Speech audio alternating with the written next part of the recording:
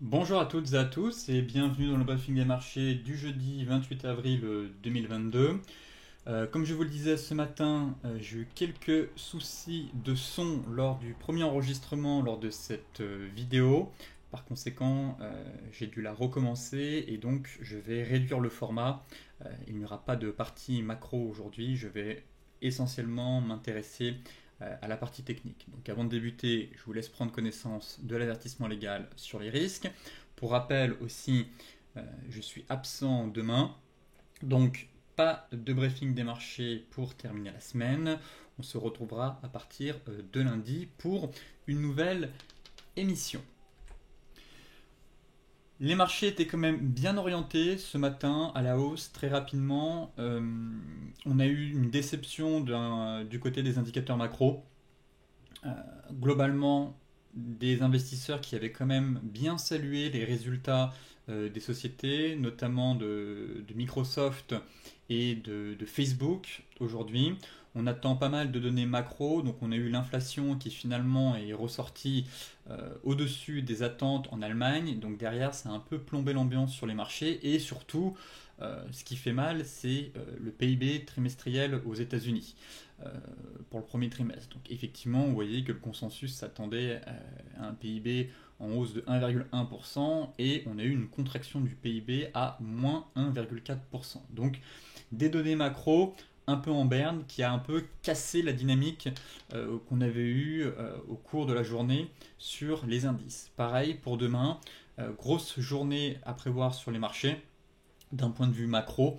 Euh, on a le PIB annuel, première estimation en Allemagne et en zone euro, et derrière des chiffres très regardés, à savoir l'indice des prix PCE aux États-Unis, suivi de la confiance des consommateurs du Michigan. Donc une journée demain très chargée en indicateurs macro, juste après les résultats ce soir tant attendus d'Apple et de Microsoft, qui devraient derrière déclencher, je pense à mon avis, pas mal de mouvements, notamment sur les indices américains.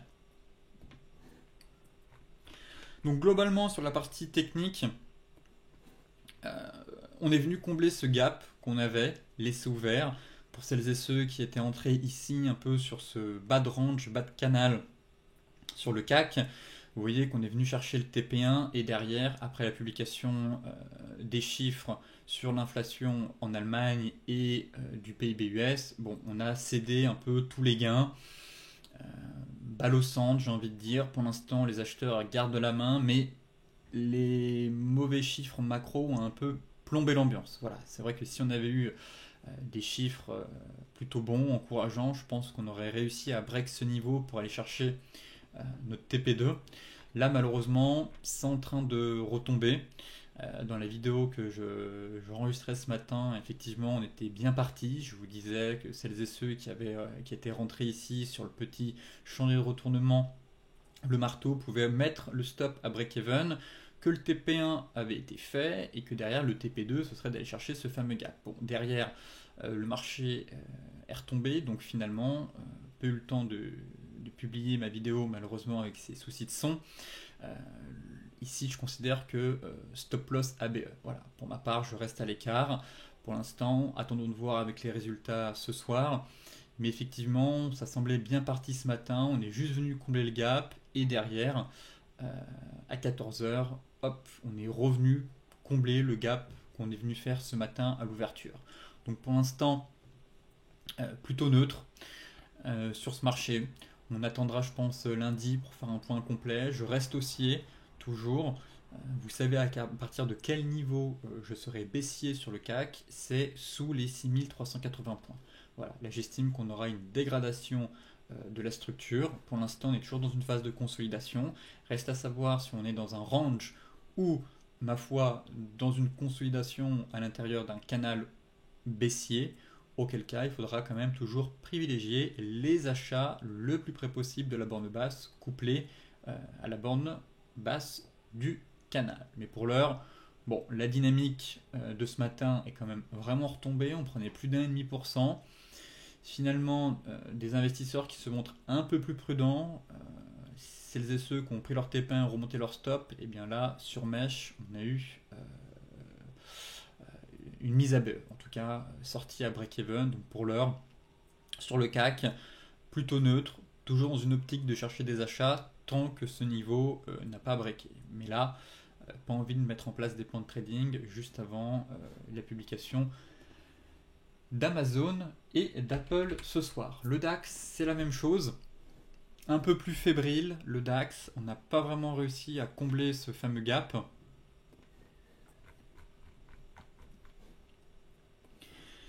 Je vous disais que si vous étiez acheteur, mieux vaut chercher des achats sur le CAC, et si vous êtes plutôt vendeur, allez sur le DAX. Le DAX est l'indice qui sous-performe actuellement. Vous voyez, le CAC est quand même venu combler son gap, taper la MM200, alors que le DAX, lui, n'a même pas eu la force d'aller combler ce gap-là. Donc on a un indice qui est quand même toujours un peu plus faible, un peu plus en retrait. Par conséquent, si dans votre tête, vous avez plutôt un scénario à la vente, je vous invite à aller sur le DAX, qui sous-performe son homologue depuis quelques séances. Donc là, pour l'instant, pareil, ça tient, on est toujours sur un niveau, potentiellement un bas de canal, couplé à une zone horizontale. Bon, séance assez neutre finalement, ça semblait être bien parti ce matin. On retombe, donc là, même chose, euh, plutôt à chercher des achats tant que 13 755, 13 800 résistent à la pression vendeuse. Derrière, si on a une grosse incursion sous ce niveau, je pense qu'il faudra commencer à chercher des ventes. Mais pour l'heure, euh, les indices quand même tentent de résister. C'est sûr que les données de l'inflation en Allemagne ont un peu cassé la dynamique de ce matin. Derrière, c'est retombé, vous voyez.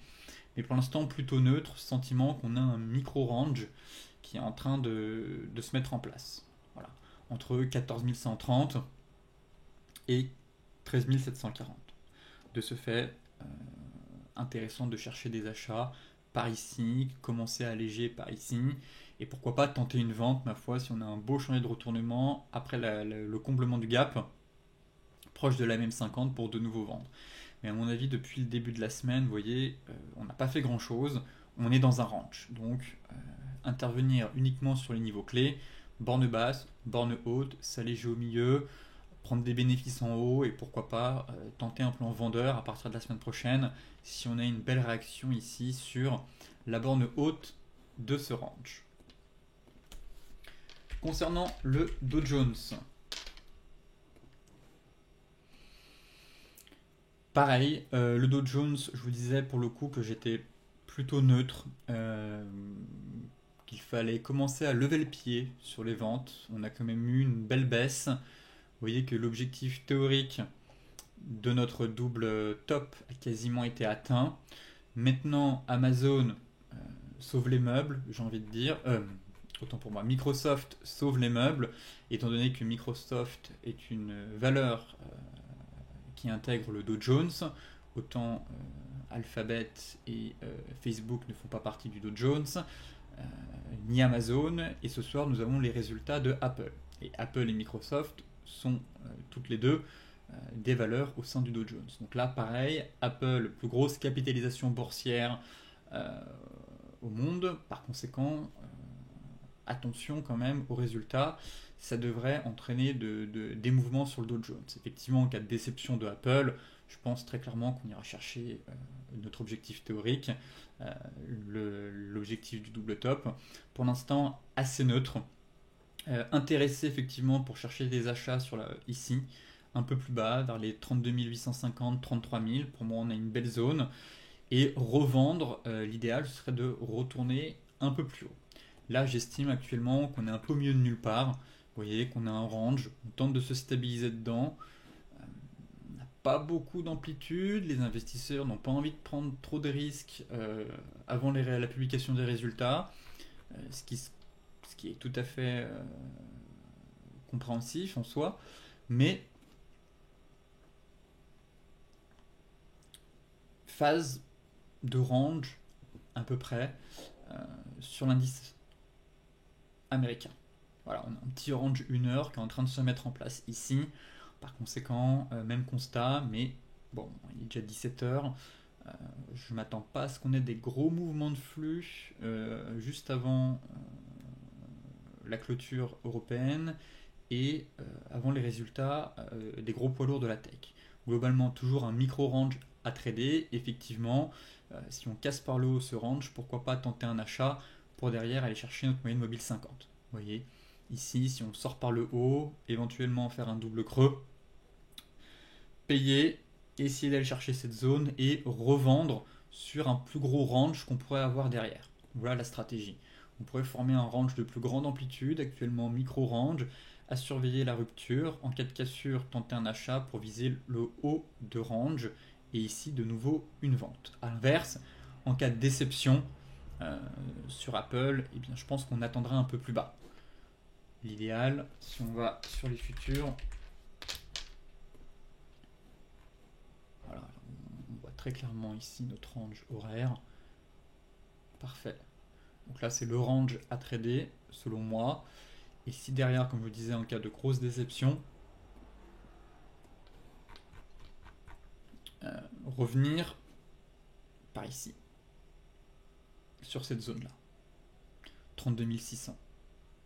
Ce qui correspond en fait à l'oblique haute du porte-voix. Vous voyez ? Ici, on a quand même un beau niveau, on avait un porte-voix sorti par le haut, on a fait le pullback, on est remonté. Donc derrière, pareil, j'estime qu'on a un niveau assez sympa par ici. Voilà. Donc là, ce sera le niveau, si le titre est amené à chuter, en tout cas, si on a une poursuite de la baisse, de nouveau ce niveau-là, à aller chercher pour tenter des achats et pourquoi pas derrière repartir dans un range, dans un gros range. Voilà le range qu'on pourrait avoir à moyen long terme. Donc on a identifié trois ranges, le range de court terme horaire, le range intermédiaire en donné 4 heures avec notre zone et le range weekly dans lequel l'indice semble évoluer maintenant depuis plusieurs semaines. Donc voilà les gros niveaux sur lesquels j'estime qu'il faut intervenir soit à l'achat, soit à la vente sur le Dow Jones. Le Forex, maintenant, avec l'euro-dollar, qui est venu taper une zone majeure. Ça devient intéressant, l'euro-dollar. Je vous partageais, malheureusement, je n'ai pas fait la partie macro, mais je partageais dans la partie macro un graphe de l'indice dollar, montrant en fait qu'il avait atteint un haut de range, donc on était vraiment sur une grosse résistance clé, et je faisais le parallèle en me disant que l'euro, lui, avait atteint un niveau de support important. Et ce niveau de support, on l'a évoqué tout au long de la semaine en disant c'est un très gros niveau, je m'attends à ce que l'euro réagisse, ou du moins un rebond technique, et effectivement, on a un stop loss qui est assez facile à placer sous cette zone. Donc là, pour moi, on a un gros niveau, hors de question de vendre ce niveau, bien au contraire, je suis plutôt intéressé pour chercher des achats, étant donné que c'est une zone mensuelle, et qu'en parallèle, l'indice dollar se situe, lui, sur une énorme zone de résistance. Donc, voilà, l'euro à la croisée des chemins, le dollar, c'est la même chose. Maintenant, l'idéal, c'est soit d'entrer sur Touchette et de prendre ce risque-là, de se dire, bon, on tente l'expérience sur Touchette. Là, je vois qu'on est en train de former un marteau. En tout cas, on a une belle zone, un stop loss qui est quand même assez facile à placer, sous les 1,04, vers les 1,0440, pour viser un rebond technique. Voilà, je ne parle pas d'une reprise haussière, mais j'estime qu'après quasiment 400 pips de baisse en ligne droite, un peu comme le GBP face à la livre sterling, je m'attends à un rebond technique. Et là, voilà, on avait l'avalement ici, c'est pas repris, on a un début de chandelier qui est intéressant, effectivement, à surveiller avec la clôture daily. Le seul élément encourageant, mais elle est vraiment toute petite, c'est la toute petite divergence qui s'est formée là. Vous voyez, on a une petite divergence, elle est en train d'être validée. Donc je peux comprendre celles et ceux qui ont envie de tenter un achat avec un stop loss sous les plus bas. En tout cas, on a une grosse zone, c'était la zone qu'on attendait. Il y avait celle-là qui était intéressante, elle a cédé, on n'a eu aucun signal de retournement. On est venu taper là pour le coup une zone vraiment mensuelle et on a quelque chose d'intéressant qui est en train de se former. Donc effectivement, je vise pas une reprise haussière, comme je vous le disais, mais dans un premier temps un rebond technique. Après, voilà, 400 pips de baisse en seulement quelques séances, Euh, L'euro ne va pas non plus aller à la cave directement. Euh, c'est pas une devise exotique non plus. L'euro est sous pression, mais même si on devait aller plus bas, on aurait des rebonds assez puissants qui devraient s'opérer sur le marché. Et donc j'estime que sur ce niveau mensuel, on a quelque chose d'intéressant qui pourrait nous permettre d'aller chercher 1,0630, 1,0620 en TP1, et plus si affinité, ce serait de retourner sur les 1,0728. Le GBP USD, si j'arrive à le trouver ici. GBP USD, voilà, on avait noté ce début de divergence hier. Malheureusement, elle n'a pas été validée, même malgré ce chandelier. Divergence invalidée, enfin, elle n'a jamais été validée. Et là, pour le coup, on a fait un creux plus bas que le précédent. Donc là, il n'y a même plus de divergence. La livre sterling reste sous pression. On n'a toujours aucun rebond. On est quand même dans une grosse baisse. Je pense qu'il faudra revenir un peu plus tard sur cette paire. C'est vraiment ultra baissier. Mais là aussi, je m'attends à un rebond technique de la paire dans les jours à venir. Donc, on avait noté nos zones. Première zone, elle a cédé. Là, elle est en train de céder. Bon, même constat, on perd 500 pips en ligne droite. Je m'attends à un rebond technique aussi, mais là pour le coup, j'aimerais qu'on ait quand même une réaction positive sur un gros niveau. Autant l'euro-dollar, on commence à avoir quelque chose d'intéressant avec un début de divergence sur une très belle zone mensuelle, autant sur la livre sterling, euh, j'ai l'impression qu'on a enfoncé le support et malheureusement j'ai beau basculer sur toutes les unités de temps, la divergence ici n'a pas été validée, bien au contraire, et là on a fait quand même une sacrée bougie rouge. Donc pareil, on va attendre une phase de stabilisation pour essayer de revenir un peu plus tard sur cette paire et identifier des niveaux plus pertinents en tout cas pour tenter une intervention sur cette paire. Voilà, pour moi le niveau idéal forcément ça reste ce niveau là. Si on doit aller plus bas, bon, bah, ce sera les 1,2110. Voilà, là on a une magnifique zone, un peu comme sur l'euro-dollar, vous voyez, un rebond une fois, deux fois, trois fois. Bon, si on doit aller chercher un niveau avant de rebondir, pour permettre de rebondir, ce serait ce niveau-là, entre 1,2990 et 1,2130 pour jouer un rebond technique derrière sur le GBP USD. Ensuite, on avait l'AUD Yen qui est l'AUD Yen, statu quo de la Boge, vous voyez, durant ce matin, statu quo de la Boge qui garde en fait une politique monétaire ultra accommodante, ce qui contraste un peu finalement avec la Fed qui est une politique monétaire assez hawkish et une BCE qui elle pourrait doucement mais très certainement commencer à mettre en place ce même type de politique. Donc derrière, deux salles, deux ambiances, forcément, si on garde une politique monétaire ultra accommodante, ça affaiblit la devise. Et donc, comme vous pouvez le voir, le yen japonais s'enfonce aujourd'hui. On a quand même des grosses variations sur les paires en yen. Le GBP yen explose, l'AUD yen pareil, l'USD yen prend 2%, on s'envole. Donc, très clairement, le yen sous pression. Effectivement, on avait un plan vendeur qui avait plutôt bien fonctionné, qui nous a permis de prendre un TP1, mais derrière, voilà, j'ai dû changer parce que je voulais vous montrer deux scénarios, mais voilà, on avait abaissé le stop. Pour rappel, on avait mis un stop win.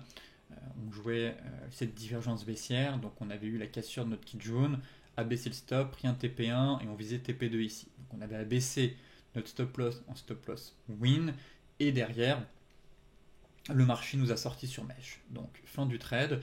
Et donc dans la vidéo précédente, je vous expliquais que j'étais intéressé de nouveau sur cette paire pour un reverse après les annonces de la Boge, dans le sens où ici, notre Tenkan et notre Kijun vont se mettre à plat. Donc là on a déjà la Tenkan, mais la Kijun devrait elle aussi se mettre à plat, et donc avoir un setup de cassure Tenkan-Kijun. Et si c'est le cas, si ça se produit dans les prochains jours, eh bien pourquoi pas tenter un achat en fait sur cette paire. Voilà, si on a la confirmation du setup, placer un stop loss juste en dessous et chercher une cassure Tenkan Kijun pour derrière viser en TP1 les anciens sommets et en TP2 un peu plus haut. Donc voilà un plan à surveiller qui peut se confirmer soit d'ici la fin de la semaine, soit à partir de la semaine prochaine. Enfin, l'euro CHF, on avait fait un suivi là aussi. Bon, j'avais mis cette zone en TP1. L'idéal, ce serait d'aller chercher le bas de canal. Le bas de canal, le bas du triangle plutôt. Ça reste baissier toujours. On peut encore diminuer le stop loss, à mon avis, l'abaisser encore un peu. Maintenant, affiner en données 4 heures. Et là, on se rend compte. Alors, c'était en données horaires plutôt. Voilà. En données horaires, on a une belle dynamique baissière toujours, hein. Vous voyez la Kijun qui fait bien le job, qui vient bloquer les prix à chaque fois, ici, ici. MM50 c'est pareil, donc nuage bien orienté à la baisse. Donc bon point. Celles et ceux qui étaient vendeurs, je pense qu'on peut abaisser le stop même un peu plus bas. On va le mettre plutôt par ici, au-dessus de ce sommet, juste là. Et là, l'idéal en fait, ce serait de prendre le TP1 ici. C'est vrai que le plan, je vous l'ai présenté mardi. Donc on avait déjà un peu accéléré la baisse. Ça fait pas beaucoup de manœuvres, mais bon, déjà diminuer le stop pour celles et ceux qui sont rentrés un peu tardivement. Pourquoi pas prendre un petit TP1 sur ce niveau. Mais encore une fois, ce qui va m'intéresser moi, c'est d'aller chercher le bas du triangle. Et donc si on peut aller chercher le bas du triangle ici pour prendre un bon TP1, et pourquoi pas derrière renforcer si ce niveau est amené à casser. Vous voyez qu'on a quand même un très beau triangle de consolidation. Et si on casse la borne basse, eh bien, forte probabilité qu'on a un retour vers la parité. Donc voilà très clairement un plan qui me paraît pas mal concernant l'euro CHF. Et en plus, on avait une belle divergence ici qui a bien fonctionné. L'objectif des 50% a été fait très largement, et là vous voyez qu'on est sur les 61,8. Donc effectivement, si on casse ce niveau, il y a une forte chance qu'on retrace une grande partie de la hausse, et donc par conséquent prendre un TP sur ce niveau. Ensuite, on verra si ça tient, s'il faut déboucler entièrement la position, ou en cas de cassure, renforcer pour viser de nouveau la parité. Le gold. Le gold, dernière chance pour le gold. J'ai beau retourner mes graphiques un peu dans tous les sens, je note deux points intéressants. Le premier, c'est je me dis qu'on a peut-être une consolidation dans un biseau. Le deuxième point, c'est qu'on a un début de divergence en données 4 heures. Et le point négatif, effectivement, c'est qu'on est sous les 1890. Donc, pour rappel, j'avais ajusté le range en prenant les 1890, le niveau de retracement des 61,8. On avait quand même un beau range entre 23,6 et 61,8. Et là, hier, la clôture n'a pas été belle. Bon, j'ai tracé mes deux obliques en prenant voilà, les plus bas. Et je me dis que potentiellement, on peut avoir une consolidation au sein d'un biseau. Maintenant, il faudrait très rapidement qu'on repasse au-dessus des 1890. Et le deuxième point qui est quand même intéressant, c'est qu'on a enfin un signal qui pourrait permettre la confirmation de ce scénario. Vous voyez qu'ici, on est sur une divergence haussière. Donc là, enfin, en données 4 heures, on est venu prendre appui sur notre oblique, clôture des bougies au-dessus de l'oblique, borne basse du biseau, divergence haussière. Elle n'est pas encore validée, mais on a quelque chose d'intéressant qui est en train de se mettre en place. Maintenant, en fait, il faut qu'on casse les 1890. Si on casse les 1890, on pourra prendre cette divergence. Elle sera validée, on réintégrera notre range, et donc derrière, placer un stop sous les plus bas ici, vers les 1870. Pour ensuite viser, je ne sais pas si on aura la force de retracer les 50%, mais ce serait un objectif à aller chercher, effectivement. Ça me paraît un peu haut, les 50, pourquoi pas, mais si on réintègre et que ça commence à repartir, effectivement, et qu'on est bien dans un biseau, c'est pas improbable d'aller chercher ce niveau-là, voire repartir. Donc voilà ce que je note d'intéressant sur le gold. Bas de biseau, début de divergence haussière. Donc deux éléments qui font que je vais encore laisser une chance à l'or. Mais si effectivement c'est invalidé, ça retombe et qu'on casse les plus bas, alors invalidation du plan et on attendra les 1850 pour de nouveau rentrer sur ce marché à l'achat. et en fait on viendrait chercher une oblique ici.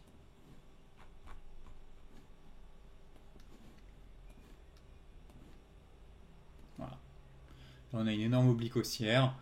Dernier espoir, ce niveau. Si ça tient, tant mieux. Si ça casse, ok, on attendra 1850. Prise d'appui sur MM50 et oblique haussière pour tenter un achat. Donc voilà les gros niveaux actuellement qui m'intéressent sur le gold. Ici, sur bas de biseau, si la divergence fonctionne, si invalidation, tant pis, on attendra plus bas. L'idéal, 1850 et même 50, oblique haussière.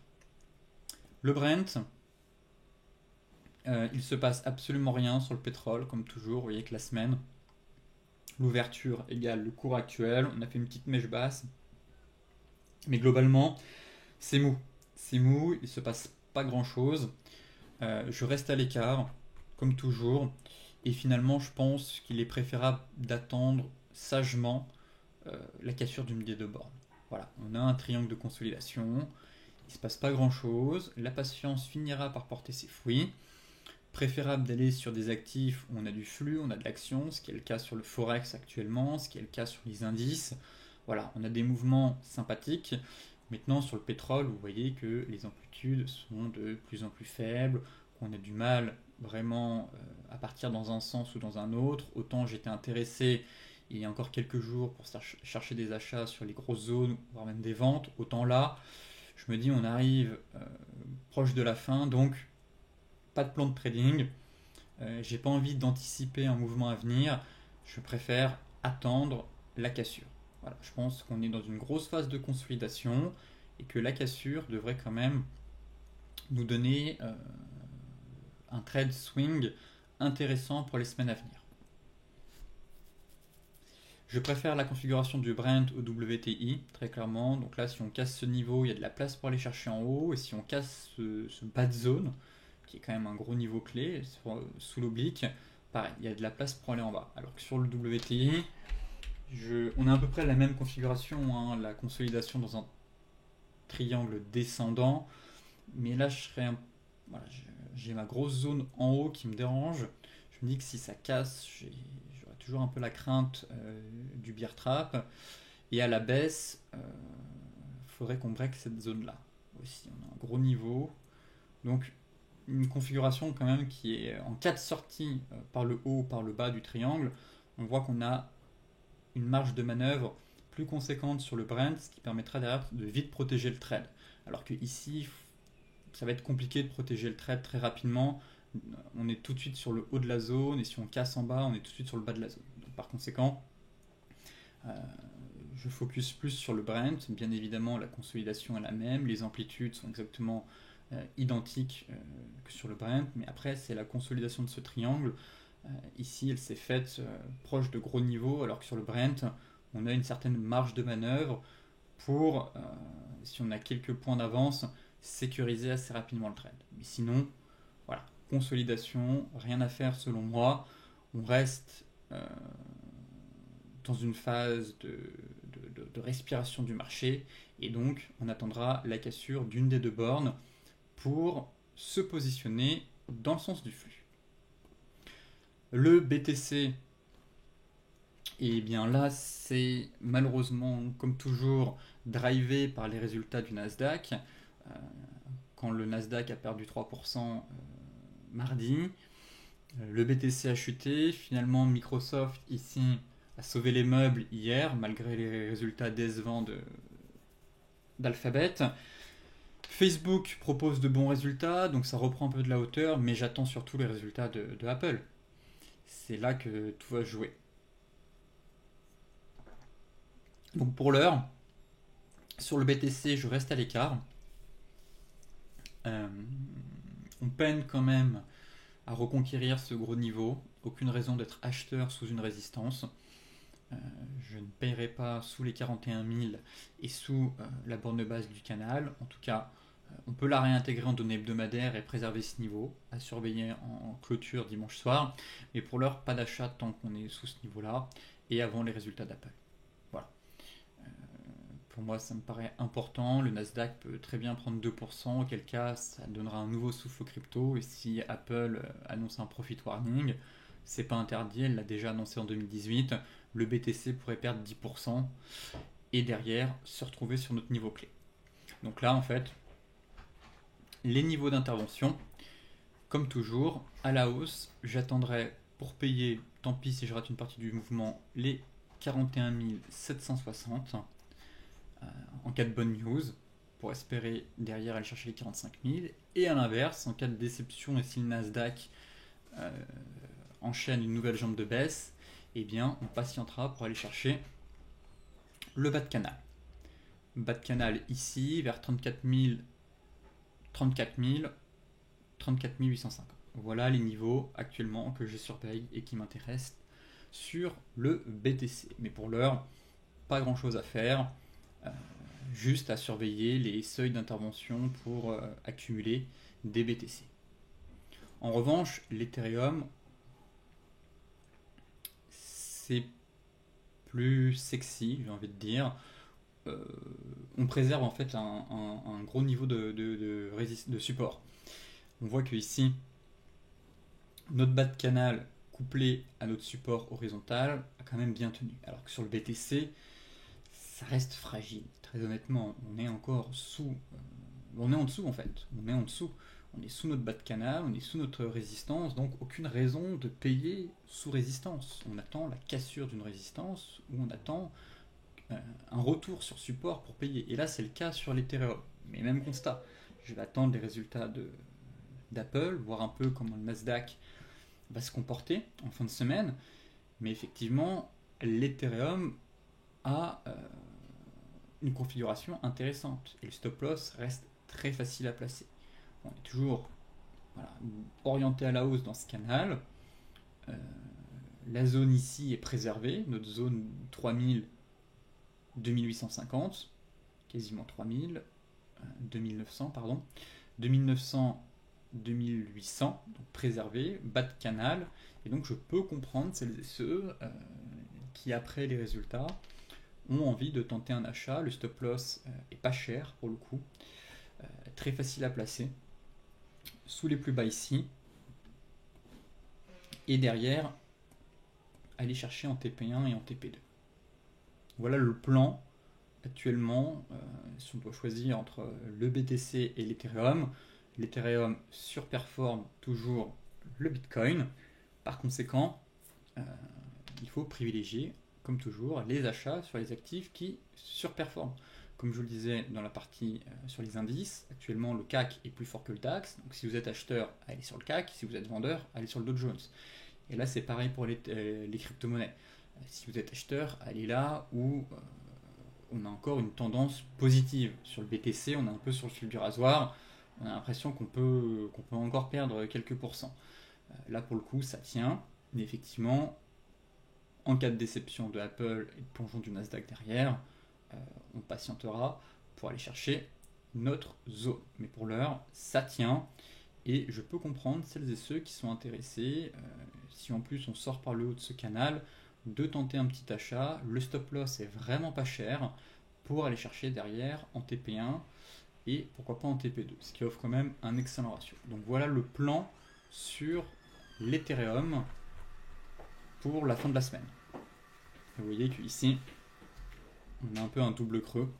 On a toute la baisse, donc on est venu faire notre double creux et les retardataires pourront attendre effectivement la cassure de ce range par le haut pour derrière confirmer et rentrer plus sereinement sur le marché. Donc range, si on casse par le haut, double top, on tient les supports et donc viser 3250. Et derrière, on verra si le marché a suffisamment de force pour reconquérir notre fameux niveau vers les 3700. Sur ce, je vous souhaite une excellente fin de journée. Pour rappel, je suis absent demain, donc pas de briefing des marchés.